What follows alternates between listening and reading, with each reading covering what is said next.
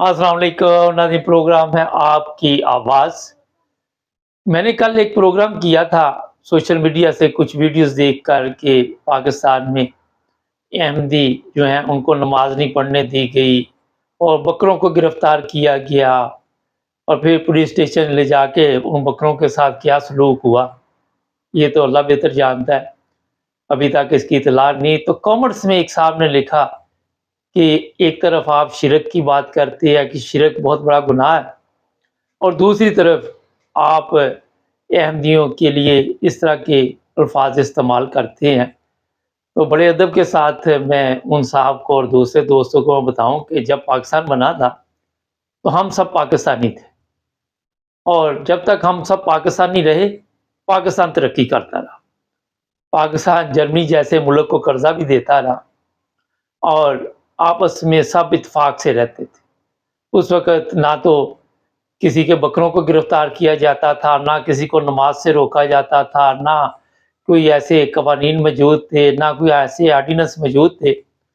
हर बंदा अपने मज़हब के मुताबिक इबादत करता था और कायदे आज़म ने जब पाकिस्तान की बुनियाद रखी तो उनकी सोच भी यही थी। अगर आप जाके पीछे चेक कर लें उनकी तकरीरें भी, तो आपको वहाँ से ये सब कुछ मिल जाएगा। इस पर मैं अब आपको क्या बताऊँ। फिर जैसे-जैसे हमारे सियासतदानों ने एक गंदी सियासत का आगाज़ किया और उस गंदी सियासत के लिए हर वो काम किया गया जिससे उनको फ़ायदा पहुँचता था और पाकिस्तान को नुकसान पहुँचता था। और पाकिस्तान को नुकसान पहुँचाने के लिए फिर मज़हब कार्ड खेला गया। भुट्टो के दौर में ये मज़हब कार्ड खेला गया। अगर आप भुट्टो के दौर से पहले चले जाएँ तो उस वक़्त तक सब मिलजुल कर रहते थे, एक दूसरे के जज्बात का ख्याल रखते थे, एक दूसरे की शादी ब्याह में जाते थे। मैंने काफ़ी फिर इस पे रिसर्च की जब ये सवाल आया था और आपस में गम में खुशी में शरीक होते थे। फिर पाकिस्तान में वज़ीर ख़ज़ाना वो भी अहमदी थे, वज़ीर ख़ारजा भी अहमदी जो पहले सर ज़फ़रुल्लाह ख़ान है, और किसी को कोई प्रॉब्लम नहीं हुई जब आपने देखा कि पाकिस्तान बना और उसके बाद पाकिस्तान पटरी पे चढ़ गया था, लेकिन पटरी से उतारने के लिए जो हालात पैदा किए गए वो आप सबके सामने हैं।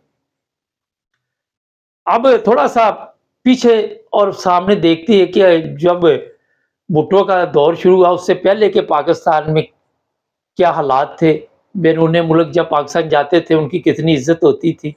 उसके बाद के हालात देखे जब हम मज़हबी नफ़रत में पड़ गए। और एक और इसमें इज़ाफ़ा कर लें कि मज़हबी नफ़रत में इतने पड़ गए कि जिस मज़हब से हम तल्लुक़ रखते हैं, इस्लाम से, वो भी ये तालीम देता है कि हर एक का एहतराम करो, इंसानियत का एहतराम करो, अखलाकियात अपनी बेहतर करो। मगर बहुत दूर निकल गए अखलाकियात में, इंसानियत के जहाँ जिस तरह वहाँ पे जनाज़े निकलते हैं आप सबके सामने। 2 नंबर ज़िंदगी को हमने अपना लिया। इसमें ये भी आप कह सकते हैं कि भुट्टो के दौर से पहले 1 नंबर ज़िंदगी चल रही थी, इसमें कोई शक नहीं है। उसके बाद फिर 2 नंबर ज़िंदगी शुरू हुई। अब 1 नंबर ज़िंदगी में ये था कि यूरोप में आप आते थे, आपको वो वीज़ा नहीं लेना पड़ता था, एंट्री थी यहाँ की। पाकिस्तानी रुपए की कीमत जो थी वो मेरा ख़्याल है सबको पता है कि काफ़ी वैल्यू थी उसकी भी। और पाकिस्तान तरक्की कर रहा था, ईमानदार लोग थे, एक दूसरे के हकूक़ का ख़्याल रखते थे, एक दूसरे के जज़्बात का ख़्याल रखते थे। मज़हबी नफ़रत थी मगर इतनी नहीं थी। जिस तरह बाद में कवानीन बना के उस मज़हबी नफ़रत को जैसे आप कह सकते हैं कि चिंगारी को आग लगाई गई और फिर वो आग फैलती गई। ये मैं इसलिए बता रहा हूँ कि हम एक कौम नहीं बन सके। और अब आपको मैं बता देता हूँ कि उसके बाद पाकिस्तान के जो हालात हैं किसी से छुपे हुए नहीं हैं। जो आज मैं एक सोशल मीडिया पे अपने स्टेटस से भी मैं लगाई हुई वीडियो देख रहा था, किसी को कोई पता नहीं था कि ये कुर्बानी की ईद हम क्यों मनाते हैं। किसी को भी उस नबी का नाम नहीं आ रहा था। और आज का इस्लाम जो पाकिस्तान में दिया गया, वो फिर आप खुद भी ले लें माइक और कोई इस्लामी सवाल पूछने के लिए यहाँ निकल पड़े, मुझे छोड़ दें, तो आपको पता चल जाएगा कि कितनी इन लोगों में समझ है, कितनी अक्ल है। होता ये है کہ تحقیق کوئی نہیں کسی کی. کوئی کہہ دیتا ہے یہ یہودیوں کا ایجنٹ ہے، پڑھ لو پڑھ لو پڑھ لو پڑھ لو پڑھ لو. کسی کو پتہ نہیں یہودی کون ہے. جاؤ پوچھ لو ان سے، جا کے پوچھو پاکستان میں تو ان کو پتہ ہی نہیں ہوگا. تو مقصد یہ ہوتا ہے کوئی کچھ کہہ دے کوئی کچھ کہہ دے.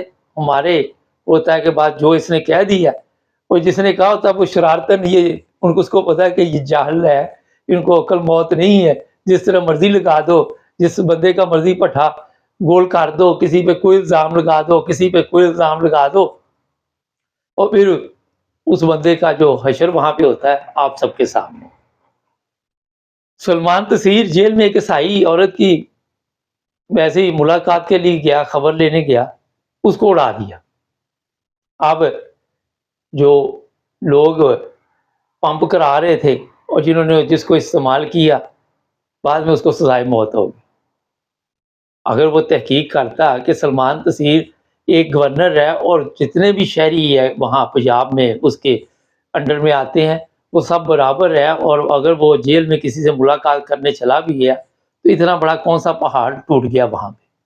پاکستانی تو تھی نا وہ عورت، عیسائی تھی، پھر کیا ہے. اور یہی چیز ہے جس نے ہمارے لیے اس وقت مشکلات پوری دنیا میں بھی کھڑی کی ہوئی ہے، لیکن سب سے زیادہ یہ ہمارے لیے مشکلات بنی ہوئی پاکستان. انسانیت بھول گئے، اور نہ ہم مذہب کے مطابق چل سکے کہ سیاستدان جو ہیں ان کو بھی اچھا چلو یہ سیاستدان کہتے جی ہم مذہب کے ٹھیکیدار، ان سے سوال آپ مذہب کا پوچھ لیں، ان سے پاکستان کا ہی پوچھ لیں، ان کو نہیں پتا کہ بھی ایسی ویڈیوز سوشل میڈیا پہ ہمیں دیکھنے کو ملتی. اب آ جاتے ہیں شرک کی بات کرتے ہیں. شرک آپ دیکھیں یہ ہے کہ بے شمار وہاں پہ لوگ ہیں دوسروں کی قسمت بدل رہے ہیں. ہر جگہ پہ آپ کو محبوب آپ کے قدموں میں، محبوب وہاں، محبوب وہاں، اپنا پاؤں محبوب ہوتا کروں دوڑ گیا ہوئے.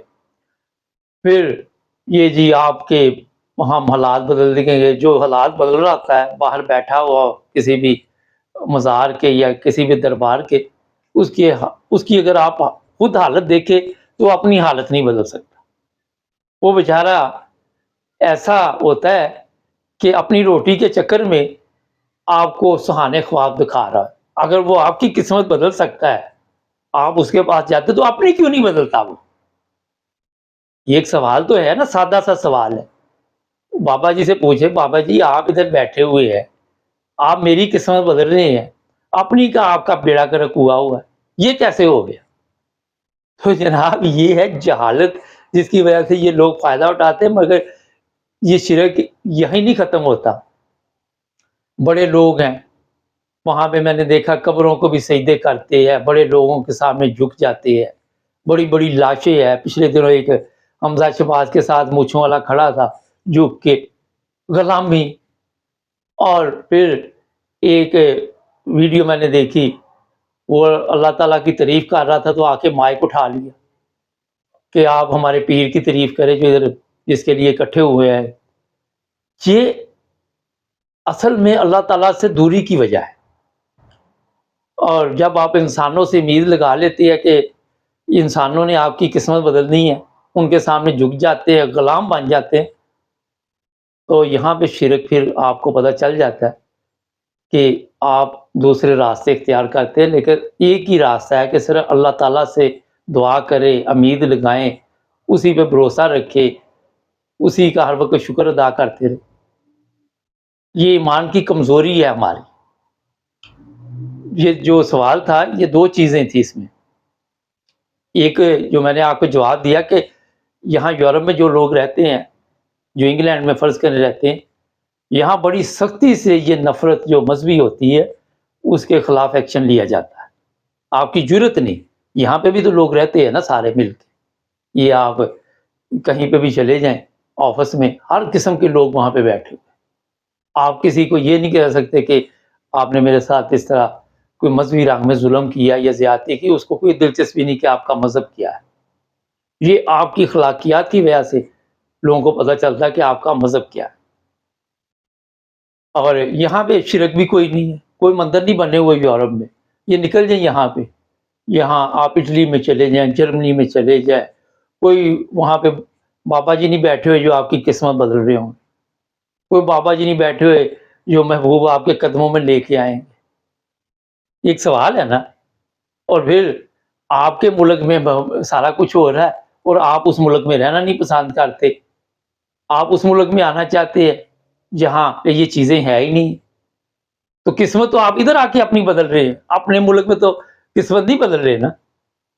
ایک سوال ہے جہاں ہر جگہ پہ اشتہار لگے ہوئے, بڑے بڑے اشتہار, فلانا بابا, بنگالی بابا, افغانی بابا, پنجابی بابا, پتہ نہیں کون کون سے شاہ, فلانے شاہ صاحب, یہ جی قسمت بدلیں گے. تو جناب ان ممالک میں اور پاکستان میں یہ فرق ہے کہ یہاں پہ اگر آپ یہاں کے نیشنل ہیں تو وہ حلف لیتے ہیں کہ آپ ان کے قوانین کے مطابق چلیں گے, ان کے سسٹم کے مطابق چلیں گے, جو بھی کچھ آپ یہاں پہ حلف لے رہے ہیں اس کے مطابق زندگی گزاریں گے. لیکن ہمارے وہاں پہ سسٹم ہی اور ہے. ہم ایک قوم نہیں بن سکے, مگر یہ لوگ اپنے ملک میں رہتے ہیں, اپنے ملک کی شہریوں کا خیال رکھتے ہیں. وہاں پہ یہ نہیں رکھتے کہ یہ اہل سنت ہے, یہ کرسچن ہے, یہ احمدی ہے, یہ یہودی ہے, یہ فلاں ہے, یہ فلاں. ان کی نظر میں قانون کے مطابق سب برابر ہیں. کوئی ایسے قوانین نہیں بنے ہوئے کہ یہ کافر ہے, یہ فلاں ہے, یہ فلاں ہے. ان لوگوں نے اس پہ ٹائم ضائع نہیں کیا. ان لوگوں نے انسانیت کے لیے کام کیے, انسانیت میں تبدیلی لائے, انسانوں کی سوچ میں تبدیلی لائے. ہمارے وہاں پہ سوچ کا ہی بیڑا گرک کر دیا. وہ جو بچے تعلیم وہاں مدرسوں میں حاصل کرتے ہیں ان کو نفرت کی تعلیم دی گئی. نفرت کے نتیجے میں آج آپ دیکھ لیں, اگلے دن وہ سپریم کورٹ کے باہر فضل الرحمان بندے اپنے لے کے آیا سرکاری گاڑیوں, اور وہاں آ کے وہ عدالتوں کے خلاف, چیف جسٹس کے خلاف نعرے لگا رہے سرکاری گاڑیوں پہ آ کے. یہ اخلاقی حالت ہے, یہ اخلاقیات ہے ہماری. کہ ایک عدالت ہے, اس کے باہر لوگوں کو اکٹھا جمع کر کے, اور جو بچے مدرسے میں گئے وہ کس لیے گئے؟ وہ اسلامی تعلیم کے لیے گئے. کون سا اسلام مجھے بتاؤ یہ کہتا ہے کہ آپ اس طرح کے کام کہاں پہ لکھا ہوا ہے جناب؟ تو دونوں چیزیں میں نے آپ کے سامنے رکھ دی. میں نے سوچا تھا کہ اس سے فائدہ, میں کسی کی سائڈ نہیں لیتا. میں کہتا ہمیں ایک قوم بننا ہوگا. ہمیں اسی طرح جس طرح یورپ میں لوگ ایک قوم بنتے ہیں, اسی طرح جب تک ہم نہیں بنیں گے اس وقت تک اسی مذہبی نفرت میں پڑے رہیں گے, لوگوں کے گھر جلاتے رہیں گے, لوگوں کی قبریں کھیڑتے رہیں گے, لوگوں کو مارتے رہیں گے. تو جناب وقت چینج ہو چکا ہے, اپنے آپ کو بدلیے. لوگ ترقی کی طرف جا رہے, ہم 1400 سال سے بھی پہلے والی زندگی کی طرف واپس جا رہے ہیں. آگے نبی پاک صلی اللہ علیہ وسلم نے یہی تعلیم دی تھی نا محبت کے لیے, کہ پیار محبت اخلاق درست کرو. اس سے ہم دور جا چکے ہیں. جس مذہب کے لیے آپ باہر نکلتے ہیں اور لوگوں کے گھر جلاتے ہیں, لوگوں کو مارتے ہیں, پیٹتے ہیں, لوگوں کے بکرے لے جاتے ہیں, وہی مذہب آپ کو منع کرتا ہے ان چیزوں سے. جا ریسرچ کر لو جا کے. وہی مذہب کہتا ہے یہ سب کچھ غلط ہے. آپ پڑھو تو صحیح کم از کم. آپ تو لگ جاتے ہیں فلاں بندے نے یہ کہہ دیا, پھاڑ لو, لمبردار نے یہ کہہ دیا, مولانا صاحب نے یہ فرما دیا, اور اس کے بعد آپ کی سوچ ہی نہیں ہے کہ آپ خود بھی کرو ریسرچ اس پہ. وہ کہتا ہے جی اپنا ایک لطیفہ بھی سنا دیتا ہے اسے, کہ مولانا صاحب کو لے گئے کہیں پہ, تو اس نے کہا درود پڑھو. یہ میرا مدنی سنا رہا تھا کہ پتہ نہیں کون سا, انہوں نے درود پڑھا, پھر دوسری کہا درود پڑھو, پھر پڑھا, تیسری دفعہ کہا تو بابا ایک سے اندر سے کہتا ہے یار اگر آپ ہی پڑھنا سی تو تینوں کیڑے مسئلے نہیں اتنے لیا انہیں پیسے دے کے. تو یہ سوالات ہے کہ ریسرچ کرو, خود پتہ کرو. اور اگر آپ پاکستان کی ہسٹری پڑھیں شروع سے, آپ کو بہت سی چیزیں ملیں گی. اب میں اس پہ بے شمار پروگرام دیکھ چکا ہوں, کرتا بھی رہتا ہوں, لیکن مختصر میں نے آپ کو بتا دیا کہ آپ جو بھٹو سے پہلے کا پاکستان ہے وہ دیکھ لیں, اور بھٹو کے بعد والا پاکستان دیکھ لیں. لیکن یہاں بھی آپ عدل سے کام نہیں لیں گے, انصاف سے نہیں لیں گے, کیونکہ آپ کو اس کی سمجھ نہیں ہے. ہمارے چینل کو سبسکرائب کریں, جڑے رہیں ہمارے ساتھ.